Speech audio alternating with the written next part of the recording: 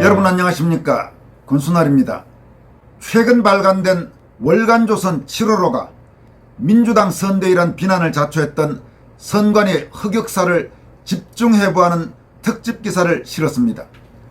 월간조선의 박희석 기자가 쓴 이번 특집기사의 메인 제목은 선관위는 선거판의 선수였나 심판이었나, 이런 제목입니다. 문제의 본질을 잘 꿰뚫은 제목이라고 할 수 있습니다.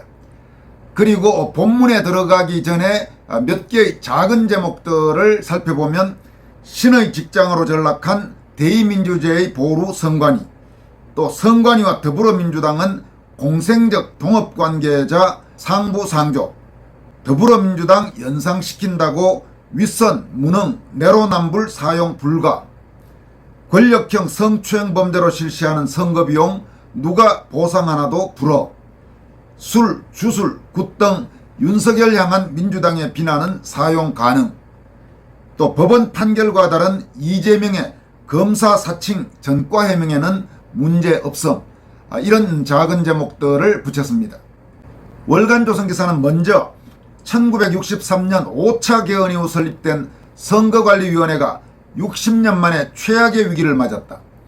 중앙선관위 사무총장 장관급과 사무차장 차관급, 지역선관위 상임위원 자녀가 소위 아빠 찬스를 이용해 선관위에 채용됐다는 의혹이 제기됐다. 후속 보도들이 계속되고 부적절한 예산 집행 행태에 대한 고발도 이어지고 있다. 4.19 당시 국민이 흘린 피 덕분에 출범한 선관위가 국민적 관심의 사각지대에서 그들만의 기득권을 구축하고 이를 자녀에게 세습하는 신의 직장으로 전락했다는 비판이 제기되고 있다. 그 직전에는 북한 해킹 공격 사실 은폐, 국가정보원 보안점검 권고 거부 의혹 때문에 선관위가 국민적 불신의 대상이 되기도 했다. 북한 독재 정권이 우리 국민의 주권 행사를 방해하고 그 결과를 왜곡했을 가능성이 있기 때문이다.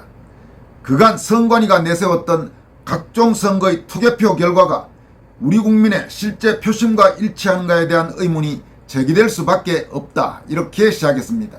지금 소개해드린 이 두 문단 중에 마지막 문장, 대단히 중요한 문장이니까 다시 한번 여러분에게 강조합니다. 그간 선관위가 내세웠던 각종 선거의 투개표 결과가 우리 국민의 실제 표심과 일치하는가에 대한 의문이 제기될 수밖에 없다. 바로 이 부분이 문제의 핵심이죠. 그리고 이 방송을 시청하시는 많은 애국시민들이 갖고 있는 문제의식의 본질적인 핵심도 바로 여기에 있다고 할 수 있을 것입니다. 월간조선 7월호는 먼저 존립 기반 허물어진 선관이라는 부제목 아래에서 다음과 같이 쓰고 있습니다. 해당 의혹들로 인해 선관위는 고립무원이 됐다. 선관위에 대한 여론은 싸늘하다. 선관위는 존립 여부마저 걱정해야 하는 상황을 맞닥뜨릴 수도 있다. 후진국형 선거관리 상설기구 필요성, 중앙에서 지방 말단까지 상설화된 비대한 선관위 조직의 효용성, 공직선거법 해석과 적용에 대한 선관위 재량의 적정성 등에 대한 회의론이 제기되고 있기 때문이다. 선관위를 향한 이 같은 비판은 오해에서 비롯된 것일까? 현재 선관위가 직면한 총체적 위기는 자업자득 성격이 강하다. 사실 자녀 또는 친인척 특혜 채용, 업무 태만, 사실 은폐 및 왜곡 등은 공공기관 어느 곳에서나 늘 있는 일이고 그 일각이 종종 드러나 논란이 된 사안이다. 그럼에도 우리 국민이 유독 선관위에 분노하는 까닭은 무엇일까? 이에 대해서는 선관위가 그간 편파적 행보를 일삼았다는 공감대가 우리 국민 사이에서 형성됐기 때문이라고 진단할 수 있다. 선관위가 문재인 정권에 유리하게 해석하고 불공정한 결정을 내렸다고 비판하는 이들이 그 근거로 내세우는 사례는 차고도 넘친다라고 강조하고 있습니다. 이어서 이 같은 민심에 힘입어 집권당인 국민의힘은 최근 선관위와 더불어민주당은 공생적 동업관계, 6월 4일 김기현 대표, 선관위와 민주당의 상부상조, 6월 4일 이철규 사무총장이라는 비판을 내놓고 있다. 그 어떤 기관보다 공명해야 할 선관위는 어쩌다가 소위 적폐기관 취급을 받게 됐을까? 대체 무슨 이유로 지금과 같은 상황에 놓인 것일까? 문재인 정권 시절 내내 회자됐던 선관위 편향 논란 사례들을 돌아본다. 이렇게 쓰고 있습니다. 이어서 그동안 선관위가 실제로 어떤 문제들이 있었는지를 하나하나 짚어가기 시작합니다. 선관위 편향 논란은 2019년 1월 문재인 당시 대통령이 2017년 대통령 선거 당시 자신의 선거대책위원회에서 공명선거 특보로 활동했다는 의혹이 있던 조혜주 씨를 임기 6년에 중앙선관위원으로 임명할 때부터 예견된 일이었다고 할 수 있다. 정치 편향 인사가 중앙선관위원이 되면 정치 중립과 정치 관여 금지란 선관위 근본 정신을 훼손할 가능성이 있고, 설령 선거관리 임무를 공정하게 수행한다고 해도 불필요한 정치적 논란과 함께 의심을 살 수밖에 없는 것은 불을 보듯 뻔하기 때문이다. 그럼에도 문 전 대통령은 자유한국당 등 야당의 반대에 아랑곳하지 않고 조 씨 임명을 강행했다. 이는 선거와 국민투표의 공정한 관리 및 정당에 관한 사무를 처리하기 위하여 선거관리위원회를 둔다고 규정한 헌법 제114조 1항과 전면 배치되는 인사란 비판에서 벗어날 수 없다. 그렇게 중앙선관위원이 된 조 씨는 장관급인 상임위원이 됐다. 전국 선관위를 총괄지휘하는 중앙선관위는 선관위원 9명이 최고의사결정기구를 구성한다. 대통령 임명 3명, 국회 선출 3명, 대법원장 지명 3명 등의 방식으로 중앙선관위원이 된다. 중앙선관위원 중 상근직은 상임위원뿐이다. 선관위원들의 호선으로 통상적으로 대법관이 맡는 중앙선관위원장은 비상근 명예직이다. 여타 중앙선관위원 역시 마찬가지다. 상임위원직은 대통령이 임명하는 중앙선관위원 3명 중 1명이 호선을 통해 맡으며 그 임기는 3년이다. 선거관리위원회법은 위원장은 위원회를 대표하고 그 사무를 통할한다고 하지만 실질적으로 선관위를 이끄는 이는 위원장을 보좌하고 그 명을 받아 소속 사무처의 사무를 감독하는 상임위원이다. 이후 3년 동안 조혜주 체제의 선관위는 숱한 편파 시비를 자초했다. 선관위가 공직선거법 규정을 문재인 정권에 유리하도록 함부로 해석하는 경향이 강하다는 의심과 문제제기, 이에 대한 선관위의 반론이 계속 이어졌다. 월간조선 기사는 이어서 문재인 정권 시절에 선관위가 얼마나 더불어민주당에 유리하도록 편파적인 그런 공직선거법 해석을 했는지를 하나하나 사례를 들어 지적합니다. 2020년 4월 21대 국회의원 선거 과정에서 선관위는 더불어민주당의 선거 구호는 허용하고 국민의힘의 전신인 미래통합당의 문재인 비판 구호는 불허했다. 이 결정 내용이 알려지자 이중잣대 논란이 일었다. 당시 선관위는 서울시 동작구 을 국회의원 선거에 출마한 나경원 미래통합당 후보 측이 민생 파탄 투표로 막아주세요라는 문구가 있는 투표 동료 팻말을 사용하지 못하게 했다. 민생 파탄이란 문구가 문재인 정권을 연상시킨다는 이유 때문이었다. 여러분, 이게 지금 말이 되는 이야기입니까? 선거에서 야당이 집권당을 비판하는 문구를 선관위가 사용하지 못하게 한다. 이게 도대체 어느 나라 선관위입니까? 이런 식으로 문재인 정권 시절에 선관위가 행동했습니다. 공직선거법은 정당이나 후보자를 유추할 수 있는 내용을 명시한 시설물, 선전물을 이용한 투표 동료를 금지한다. 이와 달리 선관위는 2020년 3월 같은 지역구에서 더불어민주당 지지자들이 내건 투표로 10년 친일 청산, 투표로 70년 적폐 청산이라는 문구가 있는 현수막은 허용했다. 당시 미래통합당은 강하게 반발했다. 현 부산광역시장인 박형준 당시 미래통합당 공동선거대책위원장은 여당 대표가 통합당을 향해 토착외구라는 막말을 쏟아냈고 민주당은 친일 프레임을 선거에 이용하고 있다며 그것은 허용하면서 민생 파탄은 대통령이나 여권을 연상시킨다고 해서 불허하는 건 형평성에 맞지 않는다고 주장했다. 편파성 논란이 일자 선관위는 하루 만에 친일 청산과 적폐 청산 문구도 허락하지 않았다. 기사는 이어서 대선 전초전부터 본격화한 편향 논란이라는 부제목 아래 다음과 같이 이어가고 있습니다. 선관위가 본격적으로 심판이 아닌 선수로 뛴다. 선거관리가 아니라 민주당 선거 지원을 한다는 조롱을 듣게 된 시기는 대선 전초전 성격을 띤 2021년 4.7 서울시장 및 부산시장 보궐선거 때부터다. 2021년 1월 8일 선관위는 TBS 교통방송이 유튜브 구독자를 모집한다는 명목으로 실시한 일합시다 캠페인이 사전선거운동에 해당하지 않는다고 결정했다. 당시 TBS는 2020년 11월부터 유튜브 구독자 100만 명 달성을 목표로 자사 프로그램 진행자인 김어준, 주진우, 김규리 등이 등장해 일합시다, 일해야죠, 일해야 되라고 외치는 영상으로 일합시다 캠페인을 전개했다. 그러면서 여기에 계속 숫자 1을 같이 넣었죠. 출연자들의 구호가 각종 선거에서 원내 일당인 민주당의 기호인 1번을 연상케 하고 영상에 등장하는 1의 색깔이 더불어민주당 당색과 유사했다. 4월 보궐선거를 앞두고 더불어민주당 지지를 호소하는 사전선거운동이 아니냐는 지적이 제기됐다. TBS는 해당 캠페인이 논란이 되자 그해 1월 4일 자체 중단했다.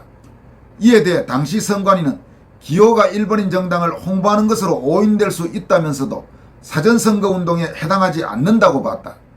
그러면서 TBS 자체적으로 캠페인을 중지한 점, 현 시점에서는 해당 캠페인이 선거법에 위반된다고 보기 어려운 점 등을 종합적으로 고려했다고 주장했다. 이어서 문재인 관권선거 의혹에도 면죄부라는 부제목 아래서는 다음과 같이 쓰고 있습니다. 2021년 3월 16일 선관위는 문재인 당시 대통령이 부산시 강서구 소재 가덕도 신공항 예정부지를 찾아 묵은 소원이다, 눈으로 보니 가슴이 뛴다, 조속한 입법을 희망한다고 한 발언에 대해 공직선거법 위반이 아니라고 판단했다. 그해 2월 25일 부산시장 보궐선거를 41일 앞둔 당시 문 대통령은 이낙연 대표, 김태년 원내대표 등 더불어민주당 지도부, 홍남기 부총리 겸 기획재정부 장관, 전해철 행정안전부 장관, 변창흠 국토교통부 장관, 문성혁 해양수산부 장관, 김사열 국가균형발전위원장 등 정부 인사, 이호성 경제수석, 강민석 대변인, 탁현민 의전비서관을 비롯한 청와대 참모들과 함께 부산을 누볐다. 부산 진구의 부전역, 부산신항 등을 돌아다니고 가덕도 신공항 부지도 찾았다. 여기서 그는 신공항 예정지를 눈으로 보고 동남권 메가시티 구상을 들으니 가슴이 뛴다. 계획에서 그치지 않고 반드시 실현시키자고 말했다. 또 2030년 이전에 완공하려면 속도를 내야 한다. 기획재정부 등 여러 부처가 협력해야겠지만 국토부가 의지를 가져야 한다고 말하기도 했다. 부산 지역 최대 현안인 가덕도 신공항을 띄워서 더불어민주당 입후보 희망자들에게 힘을 실어주려고 했다는 지적을 자초하는 은행이었다고 할 수 있다.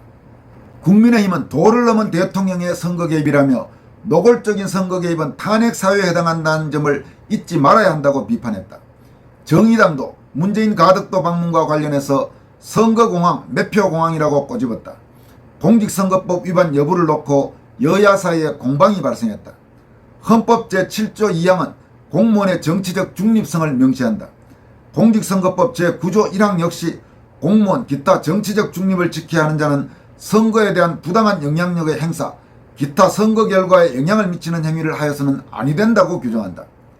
이에 대해 선관위는 국정 최고 책임자인 대통령이 직무수행 활동 일환으로 지역을 방문한 것이라며 선거 관련 발언, 특정 정당 및 후보자에 대한 지지나 반대 없이 해당 지역 현안 사업에 대한 계획을 청취하고 지원을 약속하는 행위만으로는 선거법 위반이라고 보기 어렵다고 주장했다.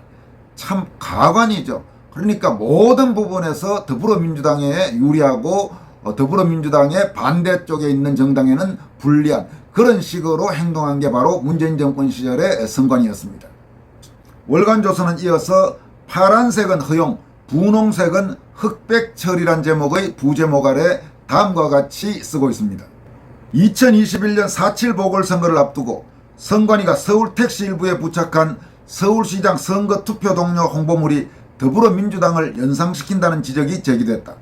선관위가 서울시장 보궐선거를 앞두고 2,150만 원을 들여 서울택시 150대에 부착한 홍보물의 글씨 색깔이 더불어민주당을 상징하는 파란색 계열이라는 이유에서다. 국민의힘은 특정 정당이 연상되는 홍보물에 대해 수정 조치를 해달라고 요구했다.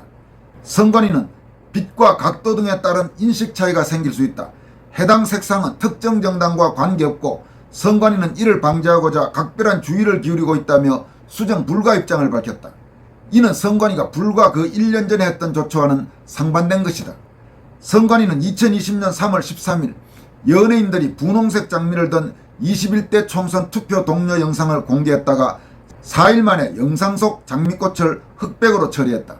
그 사유에 대해 선관위는 영상 속 모델들이 분홍색 장미를 들고 있고 배경이 분홍색이므로 특정 정당을 홍보 연상시킨다는 일부 민원이 있었다는 식으로 밝혔다. 전례가 있는데도 선관위는 불과 1년 뒤 더불어민주당을 연상케 할 가능성이 있는 홍보물에 대해서는 빛 각도를 운운하며 수정 불가 입장을 내세웠다는 얘기다.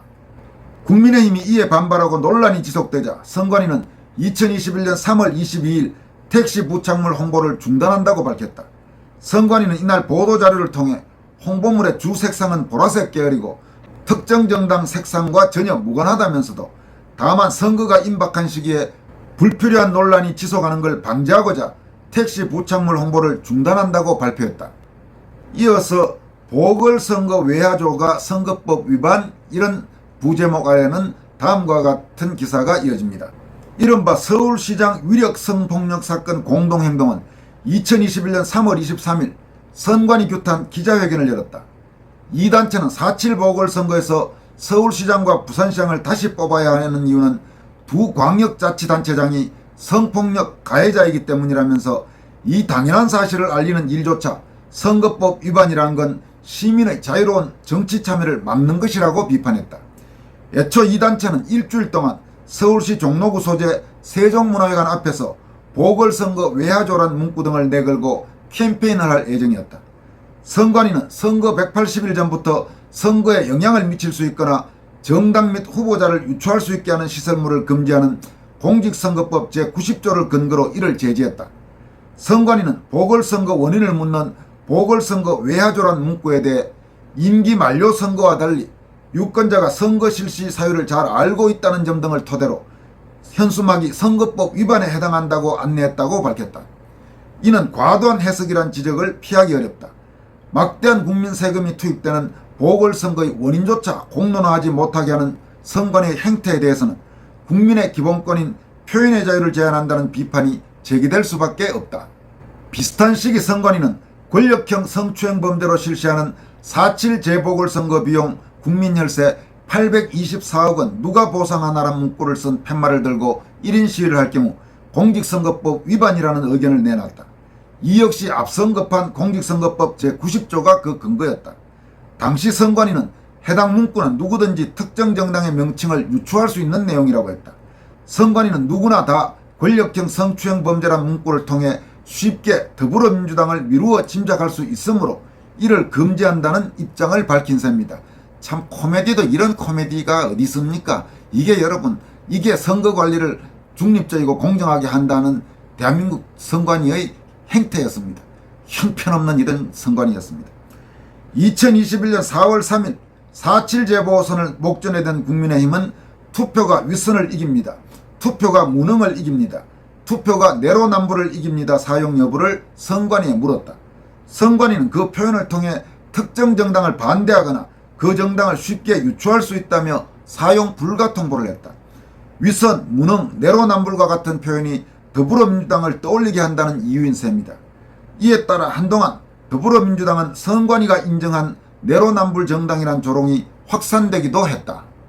그 다음에는 서울시장 보궐선거 본투표 당일에 오세훈 당시 국민의힘 서울시장 후보가 신고한 납세액과 관련된 오해 소지가 있는 공고문을 붙인 내용이 있습니다. 그 부분은 구체적으로 기사를 소개하는 것을 생략하고 이어서 내로남불은 불어, 주술, 굿당은 허용이라는 부제목 하에 기사 내용을 살펴보겠습니다. 선관위는 지난 대선 때도 편파적이라는 비판을 자초할 수 있는 구실을 수차례 제공했다.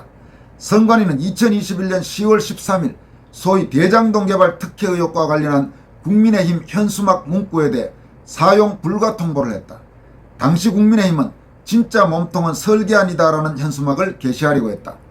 해당 문구 중 이 글자만 빨간색이고 나머지는 파란색이었다.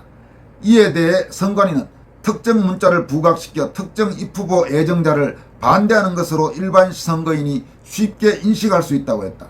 이란 글자가 이재명 당시 더불어민주당 대선 후보를 연상시킬 수 있다는 주장을 한 셈이다.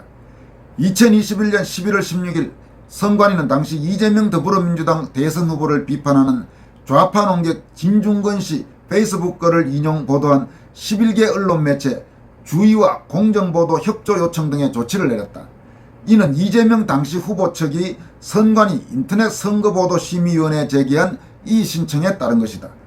심의는 진중권 전 교수 글을 그대로 인용했다고 하나 제목과 내용에서 그렇게 잔머리 굴리시면 이재명 대장동 몰랐으면 박근혜 알았으면 이명박 등으로 신청인인 이재명 후보에 대한 일방적 비판을 여과 없이 보도한 건 특정 후보자의 유불리에 영향을 미칠 수 있다고 판단한다고 밝혔다. 그런데 선관위는 당시 윤석열 후보에 대해서는 또 전혀 다른 잣대를 들이댔습니다. 한편 선관위는 대선 과정에서 반 윤석열 현수막에 대해서는 사용 가능 통보를 했다. 당시 더불어민주당은 살아있는 소의 가죽을 벗기는 세력, 신천지 비호 세력, 술과 주술에 빠졌다. 청와대를 굿당으로 만들 수는 없습니다라는 문구를 담은 현수막을 제작했다.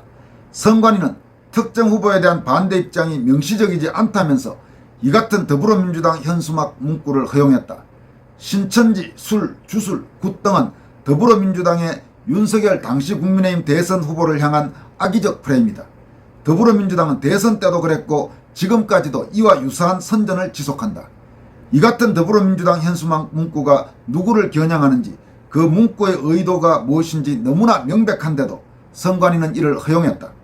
2021년 4.7 재보선 당시 더불어민주당을 떠올리게 한다는 이유로 국민의힘 현수막에는 위선, 무능, 내로남불과 같은 단순한 표현마저 허락하지 않았던 선관위의 입장과 전면 배치되는 결정이란 비판이 제기될 수밖에 없는 대목이다. 월간조선은 선관위도 국민 심판받아야라는 마지막 부제목 아래 다음과 같이 쓰고 있습니다.